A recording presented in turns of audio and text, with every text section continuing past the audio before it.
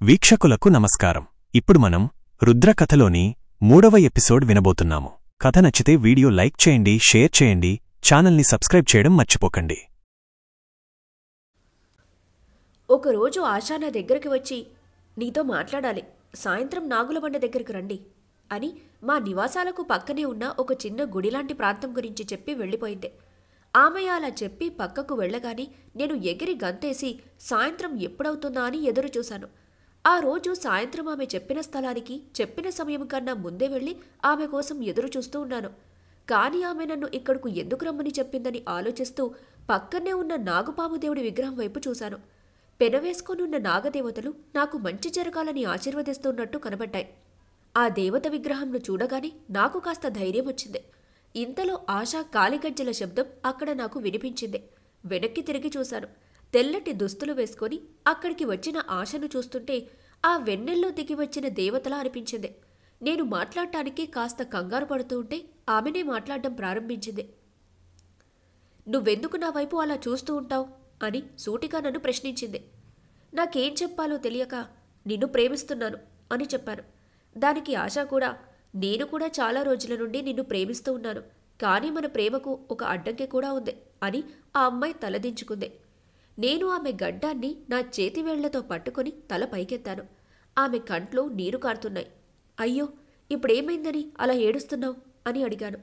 అప్పుడు ఆశ కళ్ళు తుడుచుకొని, మా నాన్న నన్ను ఎవరైతే ముఠాకు నాయకత్వం వహించే సామర్థ్యం ఉంటుందో అతడికి నన్నిచ్చి పెళ్లి చేస్తానని నాతో ఎప్పుడూ చెబుతూ ఉంటాడు.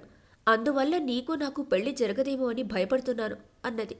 దానికి నేను, ఎందుకు భయపడటం, మనం ఒకరినొకరు ప్రేమించుకుంటున్న విషయం చెప్పు, ఆయన మన ప్రేమను ఒప్పుకుంటాడని నాకు నమ్మకముంది అని చెప్పాను. అప్పుడు ఆమె వస్తున్న కన్నీరు తుడుచుకొని, అసలు సమస్య అదే, మా నాన్న నాకు ముందే చెప్పారు నువ్వు ఎవ్వరిని ప్రేమించొద్దని. ఆమె చెప్పిన సమాధానానికి నేను ఆశ్చర్యపడుతూ, ఆయన అలా ఎందుకు చెప్పాడు? మనం గూడెంలో ప్రేమించుకున్న చాలామంది పెళ్లి చేసింది ఆయనే కదా, మరి మన పెళ్లికైనా అడ్డు చెప్పడమేమిటి అని అనుమానంగా అడిగాను. దానికామె, ఈ గూడెంకు, ఇక్కడున్న మన ముఠాకు ఆయన తర్వాత నాయకుడికి కావాల్సిన లక్షణాలున్న అతన్ని నేను ఎంపిక చేసి అతడితో నేనే నీకు పెళ్లి చేస్తాను. నాకు కూతురుగా పుట్టినందుకు మన ముఠా రక్షణను దృష్టిలో ఉంచుకొని నువ్వు కూడా నీ ఇష్టాలను త్యాగం చేసి నేనెంపిక చేసిన వాణ్ణి నువ్వు తప్పకుండా పెళ్లి చేసుకోవాలి. అందువల్ల ఆయన ఎవరిని ప్రేమించొద్దని నాకు చెప్పాడు. అయినా నాకు తెలియకుండానే నీ మీద ఇష్టం పెంచుకున్నాను. దానికిప్పుడు బాధపడుతున్నాను అని మళ్లీ తలదించుకొని బాధపడుతూ ఉంది ఆశ. అప్పుడు నేను, దానికంత బాధపడాల్సిన అవసరం లేదు. మనమిద్దరం వెళ్ళి ఆయనకి మనం ప్రేమించుకున్న విషయం చెబుతాం. ఆయన చాలా మంచివాడు, మన ప్రేమను అర్థం చేసుకుని మన పెళ్లికి ఆయన అంగీకరిస్తాడు అని ఆమెను ఓదార్చటానికి అన్నాను. కానీ ఆమె, అవును, ఆయన అంగీకరిస్తారు, కానీ ఆయన నాకు ఎవరిని ప్రేమించొద్దని చెప్పినా వినకుండా నేను నిన్ను ప్రేమించినందుకు ఆయన బాధపడతాడు. నాన్నని బాధ పెట్టడం నాకు ఇష్టం లేదు అన్నది. అయితే ఇప్పుడేం చేద్దాం అని ఆమెను అడిగాను. దానికామె, నువ్వు మన గూడానికి నాయకుడైతే నన్ను పెళ్లి చేసుకోవచ్చు. అప్పుడు మా నాన్న కోరిక నా కోరిక కూడా నెరవేరుతుంది. అప్పుడు అందరం సంతోషంగా ఉండొచ్చు. అయితే మన నాయకుడి ఎంపిక కోసం 2 ఏళ్లలో జరిగే పోటీలకు సిద్ధమవ్వాలి. నాకు తెలుసు నువ్వు సాధించగలవని, కానీ అప్పటి వరకు నేను కలవటమిక జరగదు అని తన మొహంలో లేని నవ్వు కళ్ళను తెచ్చుకొని, ఇప్పటికీ ఆలస్యమైంది, నేను వెళ్తాను అని చెప్పి అక్కడి నుంచి వెళ్ళిపోయింది. ఆమె అలా నవ్వుతూ ఉంటే ఆమె నవ్వు కోసం ఏమైనా సరే చేయాలనిపిస్తూ ఉంది. అప్పుడిక 2 ఏళ్లలో జరిగే పోటీలకు సిద్ధమవ్వాలి. ఇప్పటి వరకు దొంగతనంలో కనీస అనుభవం కూడా లేని నేను నాయకుడవ్వాలంటే మాటలు చెప్పినంత సులభం కాదు. చాలా కష్టమైన ఆశ సంతోషం కోసం ఏదైనా చేయాలని నిర్ణయించుకున్నాను. ఆ రోజు నుండి నేను నేర్చుకున్న యుద్ధ విద్యలను మరింత కఠినంగా సాధన చేయటం ప్రారంభించాను.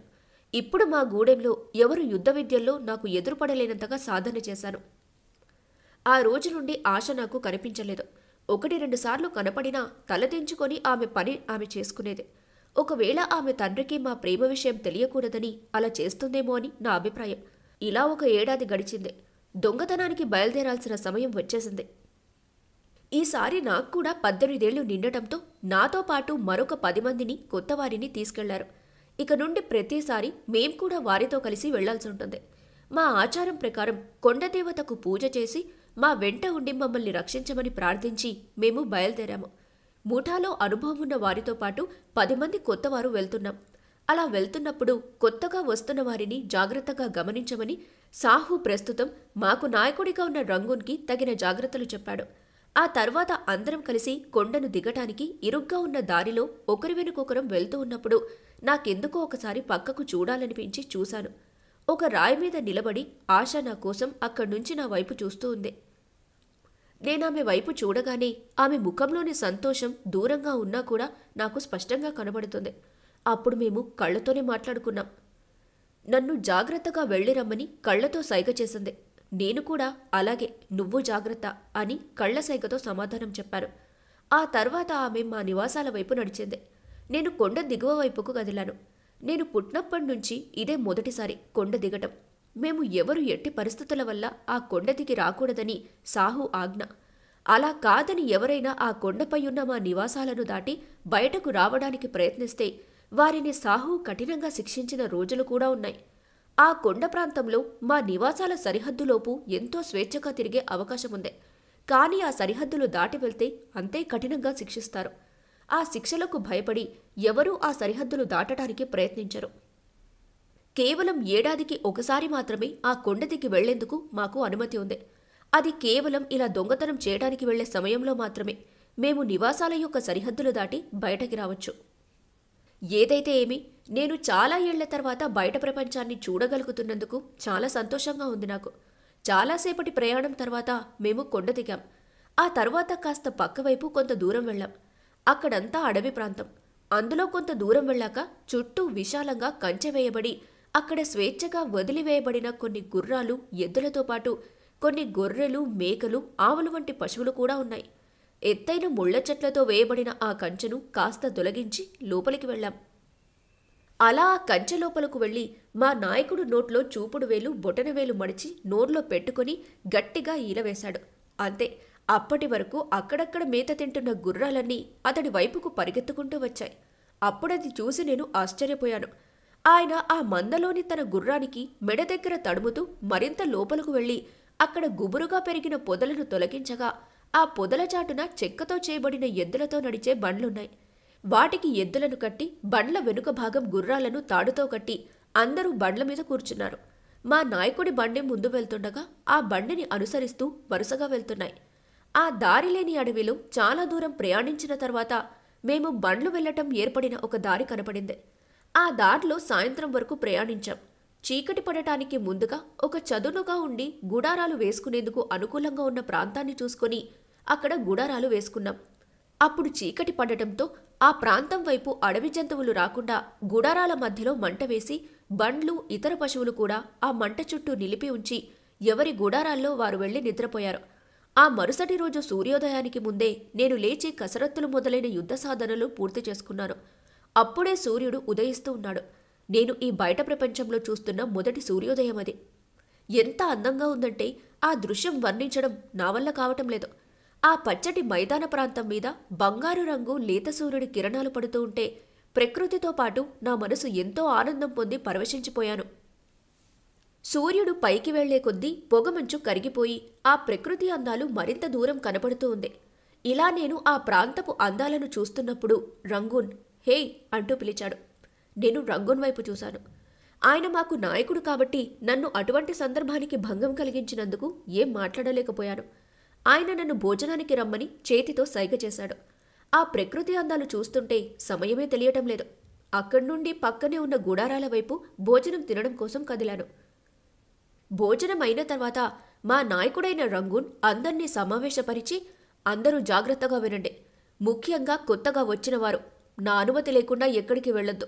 మీరు మన ముఠా సభ్యులతో కాకుండా కొత్త వారితో అస్సలు మాట్లాడకండి. ఎందుకంటే వారు నాగరికులు, మనకన్నా తెలివైనవారు. మనల్ని వారు సులభంగా మోసం చేస్తారు. కాబట్టి వారితో ఎటువంటి మాటలు లేదా సంబంధాన్ని పెట్టుకోవడానికి ప్రయత్నించకండి. నేను చెప్పిన విధంగా కాకుండా హద్దు మీరి ఎవరైనా ప్రవర్తిస్తే శిక్షలు కఠినంగా ఉంటాయి, జాగ్రత్త అని హెచ్చరించాడు. ఈ రోజు సాయంత్రానికి మనం కొంచెం పక్కనే ఉన్న ఊరిలో ప్రదర్శనివ్వాలి. అందరూ వెళ్లి ప్రదర్శనకు అవసరమైన సాధన చేయండి. అందరూ జాగ్రత్తగా ఉండండి అని చెప్పి సమావేశాన్ని ఆపేశాడు. దాంతో అందరం ఆ రోజు సాయంత్రం ఇవ్వాల్సిన ఉన్న మా ప్రదర్శనకు అవసరమైన నృత్యం, తాడు మీద నడవటం, నిప్పు మండుతున్న ఇనుప కమ్మీలతో చేయబడిన చక్రాన్ని తిప్పడం, మరికొన్ని గారడీ విద్యలను చాలాసేపు సాధన చేసి విశ్రాంతి తీసుకున్నాం. ఆ రోజు రంగూన్ అందరికంటే కాస్త ముందుగా వెళ్లి మేము ప్రదర్శన ఇవ్వాల్సిన గ్రామం యొక్క అధికారి దగ్గర అవసరమైన అనుమతి తీసుకుని వచ్చాడు. ఆ రోజు సాయంత్రం ప్రదర్శనకు అవసరమైన సరుకులన్నీ ఎద్దుల బండ్లలో వేసుకుని మా గుడారాలకు కాపలా కోసం కొంతమందిని అక్కడుంచి ఆ ఊరి వైపు వెళ్లాం. ఈ కథ మీకు నచ్చినట్లు అయితే ఛానల్ సబ్స్క్రైబ్ చేసుకుని ఈ వీడియోని మీ స్నేహితులతో షేర్ చేయగలరు. తరువాత ఎపిసోడ్తో మళ్ళీ కలుద్దాం. థాంక్యూ.